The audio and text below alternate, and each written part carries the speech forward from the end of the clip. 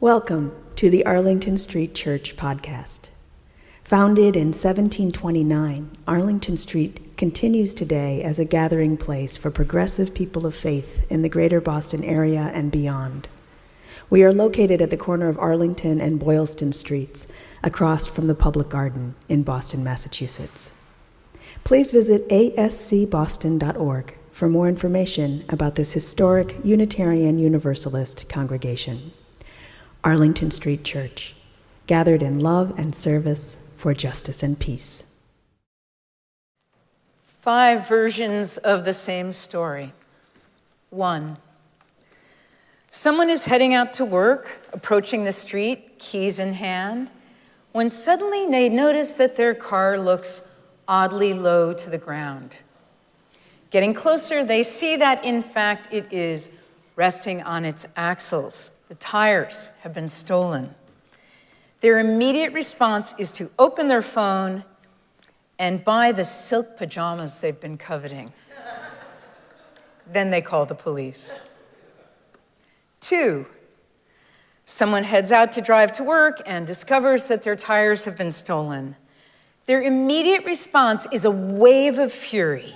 They pound on the car, then whirl around and, returning to their apartment building, pound on the super's door. My tires are gone. What are we paying you for? When they get to work, they extend their rage to everyone they encounter. 3, the tires are missing. The owner of the car begins to fret. Today, the tires. Tomorrow, the car. I'll have no way to get to work. I'll lose my job. I'll be living on the streets. 4, on discovering that the tires have been stolen, someone returns to their apartment, calls out from work, and lies down for a nap. And finally, 5, no tires. The person stands there scanning the street. Is this really my car? Why did I park here? What am I doing living in a neighborhood where tires go missing? Why do I just keep making these terrible decisions? These, my friends, are a modern-day illustration of the mind states that get in the way of joy, known in Buddhism as the 5 hindrances. The translation from Pali is desire, aversion, restlessness, sloth, and doubt. For our purposes, we could give them more memorable names that sound suspiciously like Snow White's companions: greedy, grumpy, anxious, sleepy, and doubtful. My own experience is that each of us has a starring hindrance in our lives, the one with which we naturally lead. Are you a silk pajamas kind of person? Or do you tend to anger? Are you a fretter? Lazy? Or does your mind tend to spin out of control in self-doubt and self-blame? Originally named as distractions from the present, the ways we lose our way, the hindrances restrict our access to equanimity and peace.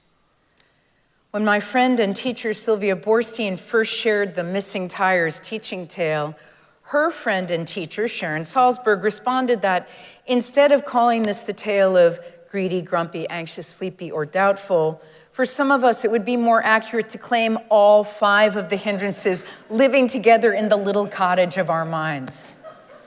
We are, she said, greedy, grumpy, anxious, sleepy, and doubtful. German-born Buddhist monk and scholar Nyanaponika Thera begins his book, The 5 Mental Hindrances and Their Conquest, explaining, the highest goal of the Buddha's teachings is unshakable deliverance of the mind.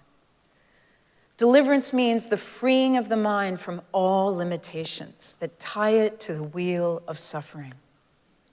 The hindrances are like bad companions that hang out in the bad neighborhood of our minds.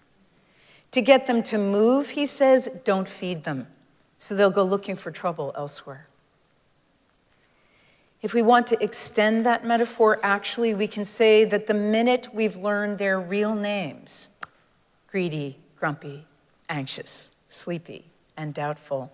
They're in trouble because now we can rat them out. The tables turn and we are no longer beholden to them. They'll continue to pop up for sure. They're persistent and we're human, but they'll stop running the show. If we find that someone has stolen our tires, we might feel the urge to splurge, rage, worry, nap, or collapse into uncertainty and doubt, but with a little practice, a lot of practice, we can choose our response, cultivate an expansive mind, and invite spaciousness into our lives. For 25 years, CNN broadcast Larry King Live, a 1-hour talk show which reached 1 million viewers a day. Typically, Larry King would interview celebrities and politicians, but once he interviewed the Indian Hindu Swami Satchidananda. That night, phone calls flooded in from both skeptical and antagonistic viewers. Throughout the broadcast, the Swami remained calm and content, responding to each question with clarity, precision, and even humor. Larry King was known for his direct style and probing questions. At one point, he leaned across his desk and looked into the Swami's eyes. "How did it get so quiet in there?" he asked. Swami Satchidananda replied, "It is quiet in there. We just all ruffle it up so much." Sylvia Boorstein writes, "There is no willfulness about stirring up our minds. It is the nature of the mind to be stirred, like winds that blow back and forth across the surface of a clear pool, obscuring its clarity and depth. We don't mean to complicate our lives, but hindrances hinder the possibility of our reconnecting with the peaceful self that is our essential nature. And choosing to pay attention doesn't mean stopping that. It just means that we can see them for what they are, ripples on a smooth surface." Tibetan Buddhists liken the mind to a great clear sky, a cloudless sky. All the phenomena of mind and body are happenings in this clear sky. They are not the sky itself. The sky is unaffected by what's happening. The clouds come and go, the winds come and go, the rain and the sunlight all come and go, but the sky remains clear. We forget that our actual nature is not the passing storm. The passing storm is the passing storm. Our essence remains our essence all the time. Make the mind like a big, clear sky, they say, and let everything arise and vanish on its own. Then the mind stays spacious and clear. The fact that it's the nature of our minds for storms to arise and pass away is not a problem. Living in a place where the weather changes frequently is not a problem. It does, however, require clothing to wear when we go out into it, and sometimes the wisdom to stay indoors. It also helps in keeping the spirits up to remember that the weather is going to change. In just this way, our difficult mind states, greedy, grumpy, anxious, sleepy, and doubtful, are a problem only if we believe they are going to be there forever. When the tires have been stolen, we can find our breath and ask, what's the wisest response in this very moment? At the heart of all the hindrances is the feeling of something missing, something amiss. Two grandmothers were taking care of their 2-year-old granddaughter as her baby brother was being born. One of the grandmothers told this story.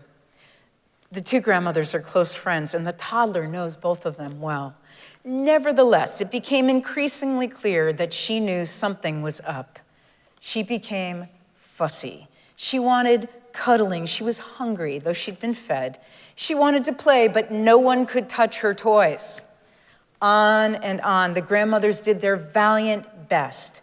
And then finally, one of them turned to the other and spoke the whole truth of the situation, saying, "Le falta algo," which means she's missing something. I love this.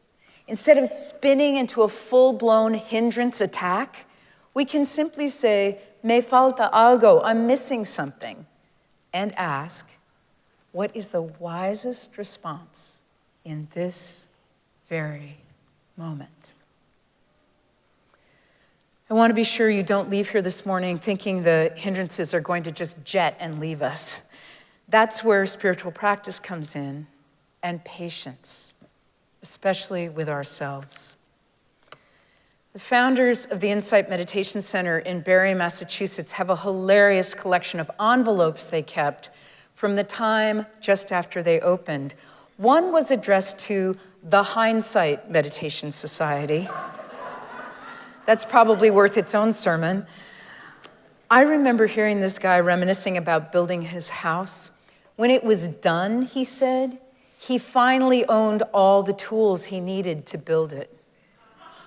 I've thought about that so often as it relates to the spiritual life. It seems we need to go through whatever we go through to gain the tools that would have helped us to get there in the first place. But unlike Merlin, we can't live backwards. We have to live forwards, doing the best we can with what we have. Patience. Another envelope arrived at the Insight Meditation Society addressed to the Instant Meditation Society. Think dehydrated meditation. Just add water, enlightenment. Well, that's not happening. The only instant in spiritual practice is this instant, as in this very moment.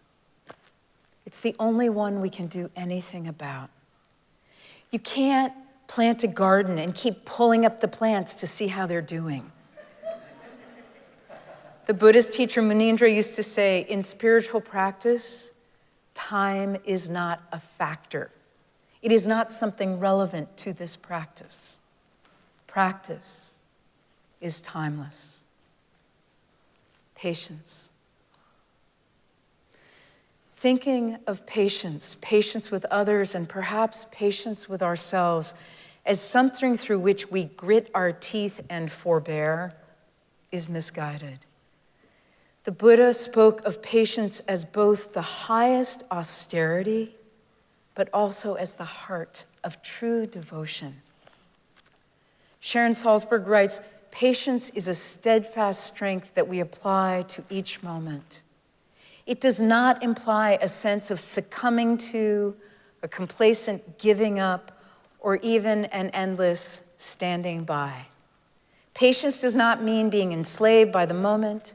It certainly doesn't mean that we must accept whatever comes without taking action to change things. If the moment requires some kind of action, we must. What is important is the way in which we take action. Patience is actually quite simple. It means a full and open connection to this moment with integrity. I want to close with a story about my friend Lama Surya Das's teacher, Nyoshul Khan Rinpoche.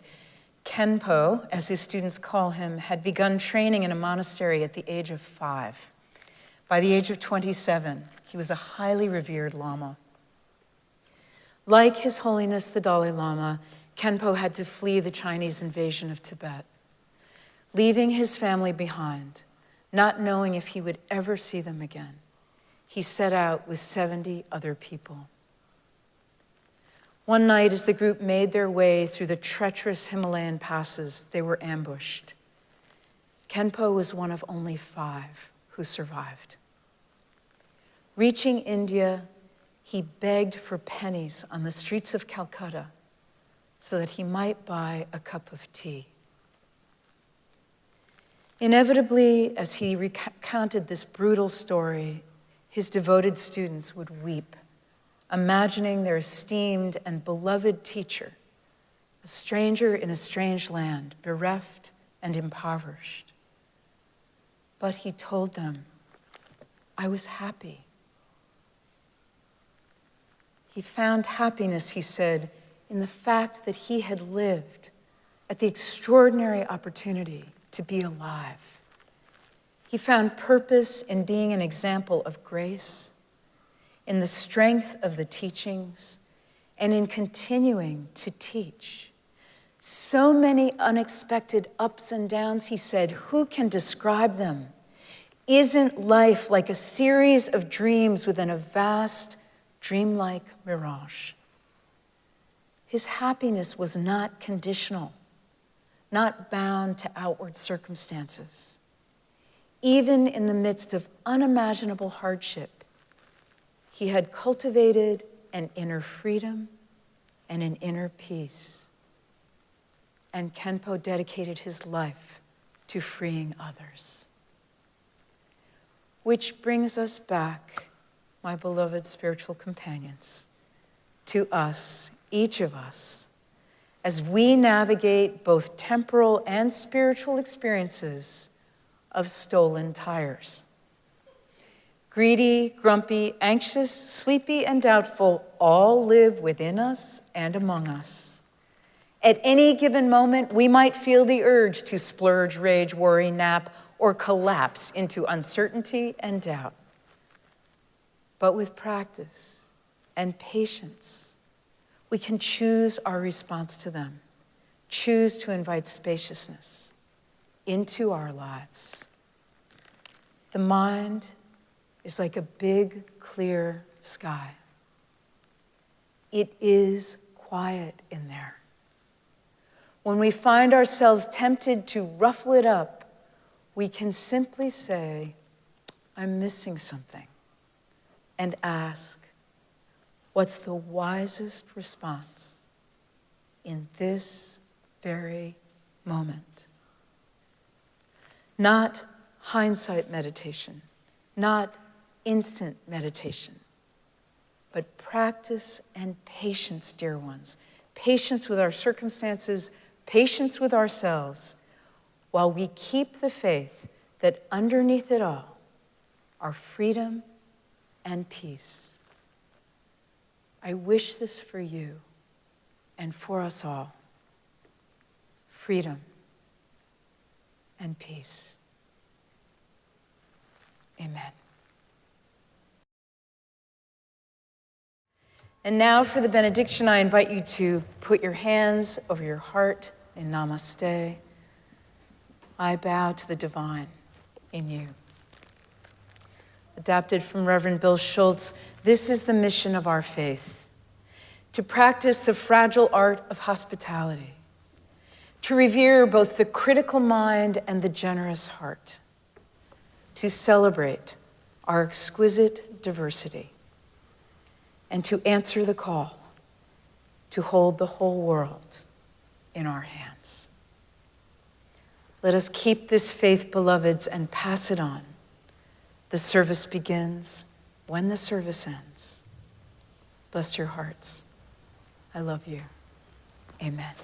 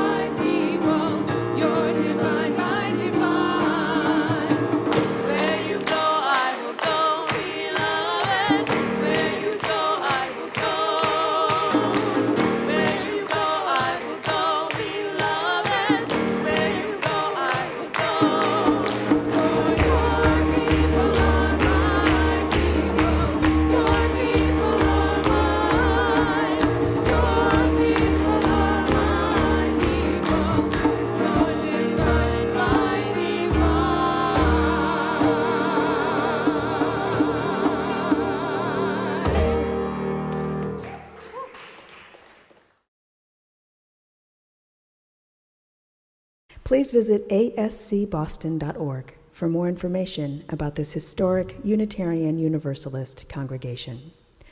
Arlington Street Church, gathered in love and service for justice and peace.